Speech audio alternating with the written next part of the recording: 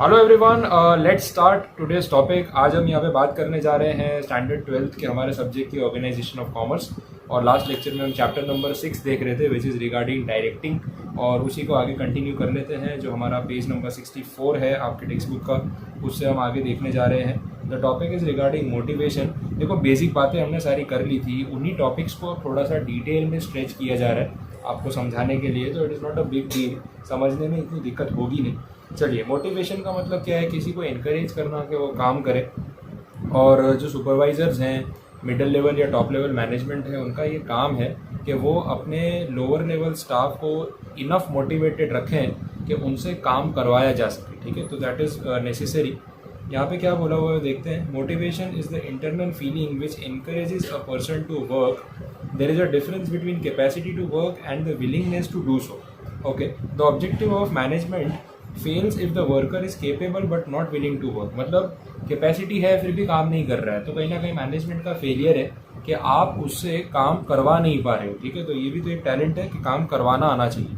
Among all the factors of production only machines and all, उसकी एक capacity fix होती है कि आप उससे ऊपर काम उससे करवा नहीं सकते हो। ठीक है, तो ये भी कहीं ना कहीं एक टेंशन वाला काम होता है। लेकिन ह्यूमन बींग्स जो हैं उनके केस में कैपेसिटी को बढ़ाया जा सकता है, उनसे ज़्यादा काम करवाया जा सकता है, एंड इट इज़ पॉसिबल, ये हो सकता है। तो उसी चीज़ के बारे में यहाँ पे वो बता रहे हैं। दूसरा क्या बोल रहे हैं? He possesses the special ability and proficiency, therefore motivation is a must. ठीक है, वो भी सही बात है। इसके बाद motivation is a wider concept, ये बता रहे हैं। Where the man is performing motivation function becomes necessary. जहाँ इंसान काम कर रहा है मोटिवेशन की नेसेसिटी बढ़ जाएगी। फिनेंशियल इंसेंटिव्स दो उसको, नॉन फिनेंशियल बेनिफिट्स प्रोवाइड करो उसको, एमिनिटीज़ मतलब फैसिलिटीज़ प्रोवाइड करो, उसकी जो नीड्स है जो पूरी नहीं हो रही है वो पूरी करो, तो उससे वो खुशी खुशी काम करेगा। ठीक है, ऐसे हम टर्म्स आगे देखेंगे। मीनिंग दे रखा है। अब इसी चीज़ को अलग अलग लोगों ने अपने अपने तरीके से डिफ़ाइन किया है। Motivation means the process of stimulating people to perform action and make it possible to have maximum work satisfaction. ठीक है, उनसे ज़्यादा काम निकलवाना और उनको वर्क सेटिस्फैक्शन प्रोवाइड करना। Motivation is the act of stimulating someone or oneself to get the desired course of action. ठीक है, वही मतलब वो motivation is the state of mind that leads workers towards objectives. ठीक है, दस motivation is the process of inspiring people to get the expected result. घुमा फिरा के सबने वही बात की। ठीक है, तीनों लोग जो भी हैं, दो लोग हैं, मॉर्गन और जूशियस। ठीक है, इंटरनल मतलब कैरेक्टरिस्टिक्स की बात हो रही है। इंटरनल इंस्पिरेशन, तो सबसे बड़ी चीज़ तो ये है कि इंसान खुद रियलाइज़ कर ले कि भाई उसकी कैपेसिटी है, उसकी एफिशिएंसी का लेवल और बेटर हो सकता है। Self realisation, that is the best thing. फिर बोल रहे हैं कि साइकोलॉजिकल कंसेप्ट है। ऑब्वियसली कोई इंसान केपेबल होकर भी डल फील कर रहा है तो ये उसके दिमाग में, बोलते हैं everything is in the mind, तो वो साइकोलॉजिकल इम्पैक्ट है, उससे उसको बाहर लाना बहुत ज़रूरी है और उसको अच्छा फील करवाना ज़रूरी है। पॉजिटिविटी देना, मोटिवेटेड फील करवाना बहुत ही ज़्यादा नेसेसरी। ठीक है, इसके बाद इंक्रीज एफिशिएंसी ऑफ एम्प्लॉयज़, इससे एम्प्लॉयज़ की एफिशिएंसी और बढ़ेगी मोटिवेट करने से। तो बात तो वही कंटिन्यूस प्रोसेस। देखो, मोटिवेशन वन टाइम नहीं होता है, थोड़े थोड़े टाइम में देना पड़ता है, तो सामने वाला इंसान बोर हो जाता है फिर, तो थोड़ा उसको मोटिवेट करते रहना पड़ता है। तो ये एक रेगुलर एक्सरसाइज है जो कुछ इंटरवल पे हमेशा करनी ज़रूरी है। Reduction in the labour turnover rate. ठीक है, लेबर टर्नओवर रेट में रिडक्शन जो है वो क्यों हो जाता है? बिकॉज देखो, इस लेबर टर्नओवर पहले तो है क्या कि एम्प्लॉय आपकी कंपनी छोड़ के कहीं और शिफ्ट हो जाता है और फिर आपको दूसरे एम्प्लॉय की ज़रूरत पड़ती है और ये होता रहता है, दैट इज़ लेबर टर्नओवर। इसका रेट कम होना बहुत ज़रूरी है क्योंकि इसमें कंपनी का बार बार ट्रेनिंग और वो सबका खर्चा होता है और एम्प्लॉय टाइम लेता है सेट होने में, तब तक कंपनी उतना रिटर्न नहीं गेन कर पाती, उससे उतना काम नहीं निकलवा पाती। तो टर्नओवर रिडक्शन क्यों होगा? क्योंकि आपका एम्प्लॉय मोटिवेटेड है, इसका मतलब वो अपने काम से खुश है। जब वो अपने काम से खुश है तो दूसरी नौकरी क्यों ढूंढेगा? आ रहा है लॉजिक समझ में? तो इसी की बात यहाँ पे हो रही है। अचीवमेंट ऑफ गोल्स, ठीक है, मोटिवेशन रखो, उनकी एफिशिएंसी बढ़ाओ, उनसे काम निकलवाओ, अपना टारगेट पूरा करो, बेस्ट। स्कोप बहुत वाइड है मोटिवेशन का। ठीक है, इसमें किसी की ज़रूरत पूरी करना, किसी का टारगेट, किसी का मोटिव है कि अब एक एम्प्लॉय है जो जनरल मैनेजर बनने का सपना देखते हुए कंपनी में आया है, तो उसको उस मोटिवेशन से चलाओ कि देख भाई तू ऐसी मेहनत करता जाएगा तो तेरा देख धीरे धीरे प्रमोशन हो रहा है, तू एक दिन जनरल मैनेजर बन जाएगा। तो उसका एक मोटिव जो है उसी के बेसिस पे आप उसको मोटिवेट कर रहे हो, ठीक है। और भी चीज़ें हो सकती हैं ऐसी, उसकी इच्छा क्या है, उसकी इमोशंस क्या हैं, उसका एम क्या है लाइफ में, उसकी चॉइस क्या है, उसकी विल पावर कितना स्ट्रॉन्ग है, कितना टफ जॉब भी वो हैंडल कर सकता है, उसको कितनी जल्दी है कहीं पहुंचने की, ईगरनेस, टेम्पटेशन, ये सब चीज़ें होती हैं जिनको आप यूज़ करके कहीं ना कहीं काम निकाल सकते हो सामने वाले से। नेक्स्ट क्या बोला है, tool to get the cooperation. हाँ, मोटिवेशन, सामने वाले को मोटिवेट करोगे तो आपकी काम करने में मदद करेगा, तो कहीं ना कहीं आपको कोऑपरेशन मिल जाएगा। पॉजिटिव एटीट्यूड जनरेट होगा। तो ये सब चीज़ें एज ए कैरेक्टरिस्टिक है जितनी आप याद रख सको। और लास्ट है one of the functions of management. तो मोटिवेशन भी मैनेजमेंट के अलग अलग फंक्शंस का एक हिस्सा है। ये बहुत सिंपल सी चीज़ है। Hierarchy needs by Maslow. तो मैस्लो ने क्या बोला, उसने बोला इंसान की ज़रूरतें अलग अलग हैं। These needs are decided on the basis of his mental status. He is motivated if these needs are satisfied. ठीक है, उसकी ज़रूरतें पूरी होंगी तो वो मोटिवेटेड फील करेगा। Many psychologists and management experts have made studies and formulated the principles to arrange the needs in a proper order. The humanist psychologist Abraham Maslow had presented hierarchy of the needs in his article Principle of Human Motivation. ये 1943 का article है और Abraham Maslow ने बताया था कि भाई इंसानों की ज़रूरत किस तरीके से होती है, ठीक है। तो ऐसे कुछ 5 नीड्स उसने अरेंज किए प्रायोरिटी के हिसाब से, तो अपने देख लेते हैं। Higher needs, lower needs. सबसे पहला पॉइंट उसने बोला है साइकोलॉजिकली, या जो प्राइमरी नीड है उसमें क्या बोला है, basic needs include food, water, clothing, shelter, रोटी, कपड़ा, मकान, ठीक है। Food is the basic need to sustain the body. A hungry person gives importance to food. मतलब ऐसा तो आपके साथ भी होता हुआ है ना, कभी भूख के आगे कुछ नहीं, अगर भूख लगी है ना तो फिर अपना ध्यान और कहीं नहीं रहता, आप चिड़चिड़े हो जाते हैं थोड़ी देर में, यार खाना दो यार, भूख लगी, मम्मी क्या कर रहे हो, कब से मैं वेट कर रहा हूँ, इतनी भूख लगी है, ये वो, अभी पढ़ाई करने को बोल रहे हो तो मुझसे नहीं होने वाला। तो कहीं ना कहीं hunger is the first priority of a human person, ऐसा यहाँ पे इन्होंने बोला है। अदर देन दैट आगे क्या बोल रहे, it means that he does not give importance to other needs still his basic need of food, clothing, shelter are not satisfied. तो सबसे बेसिक नीड तो वही है उसकी। ऐसा तो शायद ही कोई होगा जिसको खाना छोड़ के आप बाकी काम करा लो, वो दुनिया की हर चीज़ करना चाहता है लेकिन भूखे पेट, ऐसा नहीं हो सकता। सेफ्टी नीड्स, ये सेकेंड पॉइंट है। Physical safety, job safety, safety against risk, regular wages, हाँ रेगुलर कमाई, फिजिकली उसको कोई असॉल्ट ना करे, मारे पीटे नहीं, ठीक है। जॉब सेफ्टी, उसकी नौकरी रहे कंटिन्यूस, उसको अश्योरेंस हो। तो ये सब चीज़ें भी कहीं ना कहीं होती है। इसके लिए इंसान इंश्योरेंस करवाता है, बैंक अकाउंट खोलता है, एफडी में इन्वेस्ट करता है, पैसा सेफ रखता है, तो सब चीज़ें होती हैं। थर्ड पॉइंट है सोशल नीड्स। सोशल नीड्स में उन्होंने क्या बोला है, लव एंड अफेक्शन। मतलब लोग उसे पूछें, कोई अटेंशन दे और कोई बातचीत करे उससे, लोनलीनेस ना हो उसको, तो वो सब चीज़ें होती हैं, that is a social need.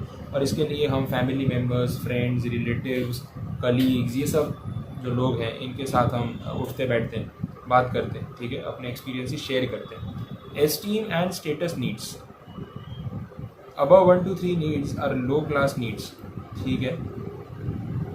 Esteem and status needs are also known as the position need or the high class need. मतलब ऊपर की 3 चीज़ें तो हर इंसान को चाहिए, वो छोटा इंसान हो तो उसको भी चाहिए, पैसे वाला इंसान हो तो उसको भी चाहिए। लेकिन जो फोर्थ पॉइंट है वो अमीर लोग और पैसे वाले लोगों की बात हो रही है, यहाँ पे स्टेटस की बात हो रही है। It increases the longing to have one's self appraisal, the respect from colleagues, officers and increase in reputation, ठीक है। मतलब एक लेवल बढ़ाने की एक इच्छा होती है कि मेरी रेपुटेशन बढ़े, मेरी पोस्ट बढ़े, मेरे कलीग्स और जो भी लोग हैं वो मुझे कुछ ज़्यादा रिस्पेक्ट दें, ठीक है, तो मेरा एक लेवल ऊंचा हो जाए सोसाइटी में, that type of need. Self esteem and self actualisation need, ये फिफ्थ पॉइंट है। After satisfying the above needs man tries to satisfy self esteem और सेल्फ एक्चुअलाइजेशन नीड। देखिए क्या है इसमें, each person wants to get the top position by getting the achievement, okay, one's name is considered with pride and in the best way, his skill is considered with all his best in his own work field। मतलब हर कोई best होना चाहता है कि मैं मेरी field में सबसे बेस्ट माना जाऊं और मेरे से ऊपर कोई ना हो, उस तरीके की भी एक डिज़ायर होती है। बट ये चीज़ सबसे लास्ट में आती है, मतलब पहले आप बाकी सब चीज़ें अगर पूरी कर लो उसके बाद कहीं ना कहीं आप उस चीज़ की तरफ जाते हो। तो यहाँ बोला हुआ, जैसे अलग अलग लोगों के एग्जाम्पल है भाई, क्रिकेट की फील्ड में सचिन तेंदुलकर है, एक्टिंग की फील्ड में अमिताभ बच्चन है, सिंगिंग की फील्ड में लता मंगेशकर है, तो दैट इज़ द बेंचमार्क। तो एक लेवल पे आने के बाद सोचते हो कि मैं इनसे भी आगे हो जाऊँ या मैं इनकी टक्कर का हो जाऊँ, तो जब वो आपके अंदर आ जाता है ना, that is called the self esteem. ठीक है, तो ये कुछ 5 पॉइंट्स है जो ये अब्राहम मैस्लो ने बताए थे साइकोलॉजिकल प्रिंसिपल्स में 1943। तो ये आपको याद रख के चलना है। ठीक है, तो आई होप यहाँ तक तो समझ आया होगा, काफ़ी सारे पॉइंट्स हमने देखे। इसके बाद क्या है, अच्छा इंसेंटिव्स पे आ गया। इंसेंटिव्स में देखो बहुत इजी है, चार्ट से ही समझ में आ जाएगा, इतना कुछ टफ नहीं है। इंसेंटिव का मतलब कुछ बेनिफिट प्रोवाइड करना। आप ज़्यादा काम करोगे, आप बेटर काम करोगे तो आपको कुछ बेनिफिट मिलना चाहिए जिससे आपको मोटिवेशन मिले कि हाँ मैं और अच्छा काम करूँगा, मेरा भी फ़ायदा है इसके अंदर। ठीक है, तो ये इंसेंटिव्स को आप फाइनेंशियल और नॉन फाइनेंशियल 2 कैटेगरी में बांट सकते हैं। The first category of financial incentive is in terms of money. देखो इसके एग्जांपल्स क्या क्या है, प्रॉफिट में हिस्सा, पार्टनरशिप दे देना, प्रमोशन मिल जाना, बोनस पैसों के टर्म्स में, कमीशन पैसों के टर्म्स में, प्राइजेस मिलना, सजेशंस और एडवाइजेस मिलना। ठीक है, जिससे आपका मॉनेटरी फ़ायदा हो सके। तो ये सारे आपके इंसेंटिव्स हैं जो फाइनेंशियल इंसेंटिव्स की कैटेगरी में आ सकते हैं पैसों के टर्म्स में। नॉन फाइनेंशियल इंसेंटिव्स में क्या बोला है, सिक्योरिटी ऑफ एम्प्लॉयमेंट, मतलब आपकी जॉब नहीं जाएगी, आपको बोलते हैं टेम्पररी एम्प्लॉय, परमानेंट एम्प्लॉय।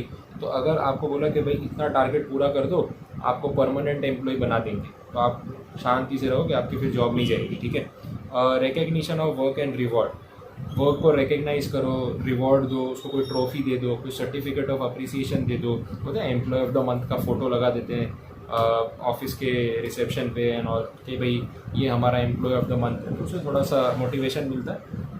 एक बड़ी रिस्पॉन्सिबिलिटी असाइन करते हो। देखो जो अच्छा काम करता है उसको फिर अच्छी रिस्पॉन्सिबिलिटी दी जाती है कि आप इस काम के लायक हो, आप कर लोगे तो हम आपको ये काम दे रहे हैं। एक रिस्पॉन्सिबिलिटी का काम, जिम्मेदारी का काम, आप पे भरोसा करते हुए उसे बंदा फील करता है कि नहीं यार मैं उस लेवल का हूँ, तभी मेरे को इतना अच्छा काम करने की अपॉर्चुनिटी मिल रही, तो मुझे करना चाहिए। एडवाइज़र, नॉन फाइनेंशियल इंसेंटिव्स में एडवाइज़र बोल रहे हैं, देखते हैं एग्जैक्टली क्या इनका मीनिंग है। वेलफेयर एक्टिविटीज़ एंड अमेनिटीज़, ठीक है, फैसिलिटीज़ मिलेंगी आपको, और भी इंसेंटिव्स मिल सकते हैं। एडवाइज़र में इनका एग्जैक्टली क्या कहना है एक बार चेक कर लेते हैं, कभी कभी कोई पॉइंट एकदम से एग्जैक्टली स्ट्राइक हो जाए, थोड़ा सा डिफिकल्ट है।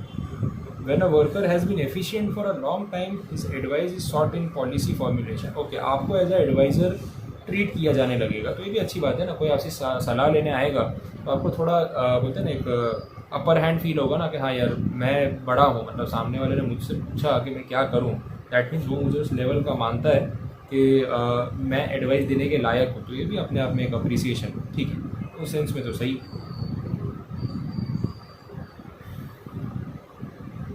मेडिकल सर्विसेज, कैंटीन फैसिलिटी, ये सब भी आपको मिलेगा, अच्छी बात है।